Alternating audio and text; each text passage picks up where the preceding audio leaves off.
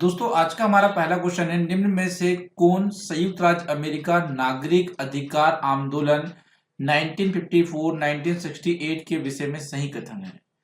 तो दोस्तों यहाँ पर आप ये समझे पहले कि संयुक्त राज्य अमेरिका में एक नागरिक अधिकार आंदोलन हुआ था जो 1954 से लेकर 1968 के बीच में हुआ था। वो कोई संयुक्त राज्य अमेरिका की गरीबी को खत्म करने के लिए नहीं हुआ था दोस्तों, बेरोजगारी को खत्म करने के लिए भी ये आंदोलन नहीं छेड़ा गया था। ये आंदोलन हो रहा था दोस्तों जो अफ्रीकी मूल के अमेरिकाओं के खिलाफ जो नस्ली भेदभाव हो रहा था, इस नस्ली भेदभाव को खत्म करने के लिए दोस्तों ये आंदोलन चलाया जा रहा था। तो आई थिंक आप लोगों को क्लियर है। चलते हैं क्वेश्चन नंबर 2 में, किस वंश ने सर्वप्रथम दिल्ली को राजधानी बनाया था? आई थिंक सभी जानते हैं और आंसर इसका जवाब होता है बी, तोमर राजपूतों ने। मेसोपोटामिया प्राचीन शहरों में से एक है जो अब निम्नलिखित में से कहां पर स्थित है? ए इराक, बी ईरान, सी अफगानिस्तान और डी भारत।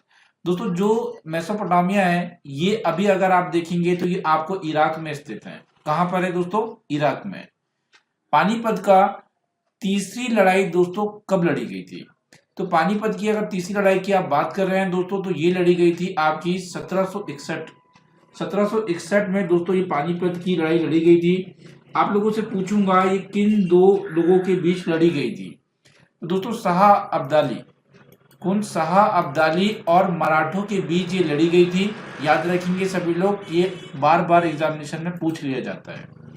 आगे चलते हैं, महिलाओं की स्थिति बहुत चुनौतीपूर्ण थी कब दोस्तों? भाई 21वीं शताब्दी में नहीं थी, आपको बता दूं 20वीं में भी नहीं, 19वीं शताब्दी में जो महिलाओं की स्थिति थी ना बहुत दयनीय थी। अगर किसी की जगह घर में अगर कन्या पैदा हो जाए तो उसे अच्छा नहीं माना जाता था और महिलाओं को कुछ अधिकार भी प्राप्त नहीं थे। तो 19वीं सदी में महिलाओं की स्थिति कैसी थी? चुनौतीपूर्ण थी। आगे चलेंगे, अगर दोस्तों हम ग्रीन बीच में पूर्व की ओर जाएं, यहाँ पे कह रहा है अगर आप ग्रीन बीच से पूर्व की ओर जाएं तो स्थानीय समय क्या होगा दोस्तों? क्या पीछे होगा, आगे होगा, एक जैसा रहेगा या ग्रीन बीच से 4 घंटे पीछे होगा? दोस्तों आप यहाँ पे समझते हैं एग्जाम्पल से, अगर आप देखते हैं जो हमारी पृथ्वी है उसकी घूर्णन कैसा है, उसकी जो अपने अक्ष में वो घूम रही है वो किस दिशा में घूमती है पहले आप ये देखिए। तो दोस्तों वो घूमती है आपकी पश्चिम से पूर्व। कैसा घूमती है? ये पश्चिम से पूर्व घूमती है। अब ये बताएं पश्चिम से पूर्व घूम रही है तो पूर्व जो है, पूर्व वाला जो भाग है कि सूर्य के सामने पहले आएगा। इस वजह से क्या होगा, अगर आप ग्रीन बीच में पूर्व की तरफ जाएंगे तो क्या होगा दोस्तों? टाइम आगे बढ़ेगा। टाइम क्या होगा? आगे बढ़ेगा। याद रखना, काफी इंपॉर्टेंट क्वेश्चन था। और दोस्तों आप सभी का स्वागत करता हूं आपके ही अपने चैनल एजुकेशन फॉर यू में। मेरा नाम है आशीष चौरसिया। और दोस्तों अगर ये वीडियो आप सीटेट पेपर 2 मतलब क्लास 6 to 8 के लिए देख रहे हैं तो ये आप लोगों के लिए ही है। अगर कुछ बच्चे यहाँ पर और कोई एग्जाम देने जा रहे हैं जो भाई जिसमें एसएसटी आती है तो उन एग्जामों के लिए भी बहुत अहम है ये वीडियो। आप सभी से कहूंगा ठीक रात 9 बजे आप लाइव क्लास में जरूर आना। आज एक धमाकेदार क्लास होगी ठीक रात 9 बजे। आगे चलते हैं, निम्नलिखित में से कौन सा देश विश्व में सबसे अधिक पवन ऊर्जा का उत्पादन करता है? ए भारत, बी ब्रिटेन, सी रूस और डी संयुक्त राज्य अमेरिका। दोस्तों आप सभी जानते हैं यहाँ पर कि संयुक्त राज्य अमेरिका जो है दोस्तों सबसे बड़ा पवन ऊर्जा का उत्पादक देश है। और अगर आपसे पूछ लिया जाए कि सबसे बड़ा पवन उत्पादक प्लांट कौन सा है ये मैं कहूंगा तो दोस्तों आप जवाब देंगे यहाँ पर रोस्को। क्या जवाब देंगे आप? Roscoe wind. रोस्को विंड दोस्तों जो है सबसे बड़ा विंड उत्पादन है, पवन ऊर्जा का उत्पादन करने वाला प्लांट है। आगे चलते हैं, अब देखिए ये क्वेश्चन बहुत इंपॉर्टेंट है और आ चुका है ऑलरेडी। ये भाई साधारण हलवा, जो साधारण हलवाई होते हैं ना उन्हें तमिल क्षेत्रों में किस रूप में जाना जाता है? साधारण हलवाई को। अब आपको बताना चाहूंगा, यहाँ पे 4 ऑप्शंस दिए हैं, ये चारों कुछ ना कुछ जाना जाता है। तो इसमें अगर हलवाई की बात हो रही है तो दोस्तों हम कहेंगे उजावर। उजावर जो है तमिल क्षेत्रों में इन्हें हलवाइयों को कहा जाता है। और आपको मैं बताना चाहूंगा दोस्तों, अगर आप देख पा रहे हैं यहाँ पर कि यहाँ लिखा है वेलार। वेलार जो बड़े बड़े जमींदार होते हैं ना उन्हें तमिल क्षेत्रों में वेलार कहा जाता है। और ऐसे कुछ मजदूर होते हैं जो भूमिहीन किसान होते हैं, उनके पास भूमियां नहीं होती, उन्हें हम ना कदेसियार कहते हैं। और अगर हम बात करें एडमाइस की, तो एडमाइस कौन होते हैं भाई? दास। जो दास होते हैं ना उसमें तमिल क्षेत्रों में, उन्हें हम एडमाइस कहते हैं। जो ऐसे बेचारे मजदूर होते हैं जिनके पास दोस्तों क्या होता है, भूमि नहीं होती है, तो वो उन लोगों को कहा जाता है, और बड़े बड़े जमींदारों को वेलार कहा जाता है। आशा करता हूं समझ में आया होगा आप लोगों को। आगे चलेंगे। पृथ्वी जिन गैसों का एक परत से घिरी है उसे आप दोस्तों क्या कहते हैं? आप ये बताएं। देखिए आप जानते हैं कि पृथ्वी चारों तरफ यहाँ पे कुछ ना कुछ गैसों के आवरण से घिरी हुई है, तो दोस्तों उसे आप कहते हैं वायुमंडल। क्या कहते हैं उसे? वायुमंडल कहते हैं। नोट डाउन करना। आगे चलते हैं। मिस्र का एक शहर है रोसेटा, ध्यान से सुनेंगे। मिस्र का एक शहर है दोस्तों रोसेटा, यहाँ पे एक शिलालेख की खोज की गई है। इस पर 3 तरह की अलग अलग भाषाएं हैं, ध्यान से सुनिएगा। इसमें 3 तरह की अलग अलग भाषाएं हैं और अंडाकार आकृति में ये उकेरी गई है। अब इन भाषाओं को क्या कहते हैं? कटूस। कटूस कहा जाता है दोस्तों। पहले आप ये याद रखें, कई बार अगर आपसे यही पूछ लिया गया कटूस क्या है, तो भाई रोसेटा में एक शिलालेख मिला है जिसमें 3 अलग अलग भाषाएं हैं और उसकी आकृति अंडाकार है, उसे हम कटूस कहते हैं। ये चीज आपको याद हो गई पहले, तो आगे चलेंगे। शिलालेख में पाए जाने वाला ये मिस्र में 2 अक्षर आपको देखने को मिलते हैं, एक एल मिलता है और दोस्तों मिलता है ए। अब यहाँ ये पूछा जा रहा है ए किसके लिए प्रदर्शित होता है। पहले मैं एल बता देता हूं आपको। एल होता है दोस्तों लॉयन के लिए, मतलब शेर के लिए एल का प्रयोग किया जाता है। और ए के लिए आप ये ना सोचे कि एप्पल के लिए हो रहा है या किंग के लिए हो रहा है दोस्तों। ए का प्रयोग होता था पक्षियों के लिए। किसके लिए था? पक्षियों के लिए था। ये चीजें याद रखना, वेरी इंपॉर्टेंट है। आगे चलेंगे।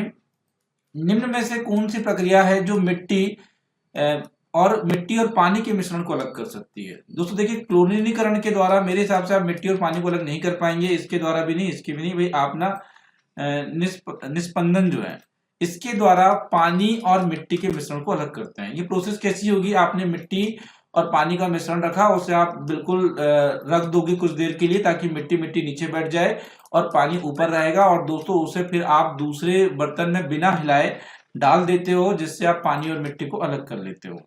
आगे चलते हैं। मातु पक्ष की ओर से मुगल वंशज कौन थे? तो भाई यहाँ पे अगर आप देख पा रहे होंगे तो मेरे हिसाब से और बिल्कुल सही जवाब जो है वो है मंगोल। क्या है दोस्तों? मंगोल। आगे चलेंगे। निम्नलिखित देशों में से कौन सा देश दुनिया का सबसे बड़ा धान उत्पादक देश है दोस्तों? सबसे बड़ा धान का उत्पादन करने वाला देश कौन सा देश है? अब देखिए यहाँ पे बहुत सारे लोग आई थिंक सोच रहे होंगे कि कौन सा देश है। आप सभी को मैं बता दूं दोस्तों, ये देश है आपका चीन। चीन जो है धान का सबसे ज्यादा उत्पादन करता है। और दूसरे नंबर की अगर हम बात करें तो भारत है, फिर इंडोनेशिया है, फिर बांग्लादेश है, और उसके बाद अगर आप देखते हैं तो वियतनाम है। तो इतने सारे देश जो होते हैं धान का उत्पादन करते हैं, पर चीन सबसे आगे है।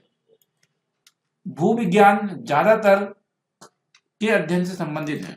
अब भूविज्ञान में आप देखते हैं तो भूविज्ञान में महासागर, नदियों, पत्थर से ज्यादा जो अध्ययन हो रहा है वो चट्टानों का होता है। किसका होता है दोस्तों? चट्टानों का होता है।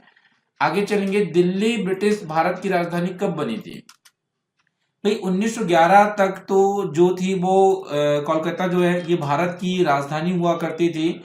और दिल्ली उसी समय 1911 में घोषणा की गई थी दोस्तों कि यहाँ पर दिल्ली को राजधानी बनाया जाएगा। पर लगभग 2 दशकों के बाद, मतलब 1931 में पूरा कार्यकाल चालू हुआ था और दिल्ली को पूर्णतः भारत की राजधानी बना दिया गया था। पर यह निर्णय 1911 में ही ले लिया गया था, इसलिए हम ये मानेंगे कि 1911 में ही जो दिल्ली है वो ब्रिटिश भारत की राजधानी बनी थी।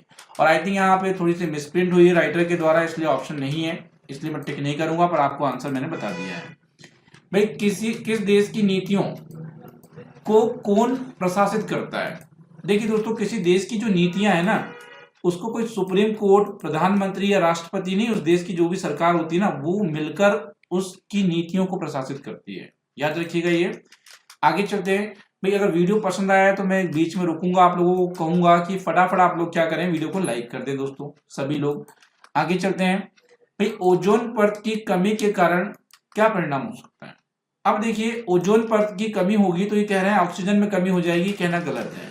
ठीक है, पृथ्वी पर परावैंगनी किरणों की मात्रा ज्यादा हो जाएगी। भाई ये बात मुझे सही लग रही है। ओजोन परत अगर नहीं रहेगी तो पृथ्वी पर परावैंगनी किरणें ज्यादा से ज्यादा मात्रा में आएगी और दोस्तों हमें प्रभावित करेगी। अब देखिए, ध्रुवीय बर्फ पिघलने लग जाएगी, भाई ये ग्लोबल वार्मिंग से होता है, ग्रीन हाउस इफेक्ट से ये बर्फ पिघलती है, ओजोन परत से नहीं पिघलती, तो ये आपका गलत होगा। पृथ्वी में तापमान में धीरे धीरे वृद्धि होगी, नहीं, तापमान में धीरे धीरे वृद्धि जो होती है ना वो ग्लोबल वार्मिंग या ग्रीन हाउस इफेक्ट के कारण होती है, ना कि ओजोन परत की कमी के कारण। आगे चलते हैं, राजतंत्र के रूप में सरकार, भी ये क्वेश्चन बड़ा ही अहम है। अब देखिए यहां पूछा जा रहा है आपसे कि राजतंत्र के रूप में सरकार, मैं आपको बता दूं इसमें प्रधानमंत्री, राष्ट्र का शासन और राष्ट्रपति शासन जैसा कुछ भी नहीं होता है, ठीक है, यह आम जनता के द्वारा शासन होता है, ये भी कहना गलत है। भाई राजतंत्र में क्या होता है दोस्तों, एक परिवार का एक पीढ़ी दर पीढ़ी चलाए जाने वाला शासन है, जैसे कि राजा ने पहले शासन किया, फिर उसके बच्चे ने किया, फिर उसके बच्चे ने किया, तो वो होता है दोस्तों आपका राजतंत्रीय सरकार। आगे चलेंगे, भारतीय संसद खालिस्तान से बना हुआ होता है, ये भारत की संसद के क्या क्या अंग है मैं ये कहूंगा तो ज्यादा बेटर होगा। अगर हम देखें दोस्तों तो 3 अंग होते हैं, जिसमें राष्ट्रपति सबसे महत्वपूर्ण होता है। जो अगर मैं कहूं भारतीय संसद में राष्ट्रपति एक प्रमुख नेता माना जाता है या प्रमुख माना जाता है, और लोकसभा और राज्यसभा ये 3 महत्वपूर्ण अंग होते हैं भारतीय संसद के। आगे चलते हैं, निम्न में से किस अवधि में मौर्य साम्राज्य की स्थापना हुई थी, तो आज से अगर हम बात कर रहे हैं तो मेरे हिसाब से लगभग 2300 साल पहले की बात है, जब दोस्तों मौर्य साम्राज्य की स्थापना की गई थी। अगला प्रश्न आता है, राष्ट्रपति प्रधानमंत्री की नियुक्ति अपने विवेक का उपयोग कर सकता है जब, दोस्तों इसका आंसर देना है आपको कमेंट बॉक्स में, और हम आपके नाम पब्लिश करेंगे जो लोग ज्यादा से ज्यादा और अच्छे अच्छे कमेंट्स करेंगे और वीडियो को लाइक करेंगे उन लोगों को।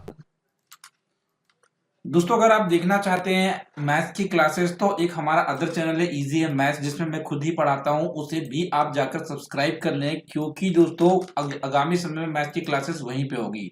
और कुछ लोगों ने बहुत अच्छे अच्छे कमेंट्स किए हैं, जिनमें से कुछ लोग सिलेक्ट हुए हैं, जैसे पूजा शर्मा, और यहाँ पे देखें तो शोभा शर्मा जी है, शमीर खान जी हैं, और अंकिता यादव जी, और यहाँ पे तबरेज आलम, रंजना दास, और यहाँ त्रिभुवन सिंह यादव।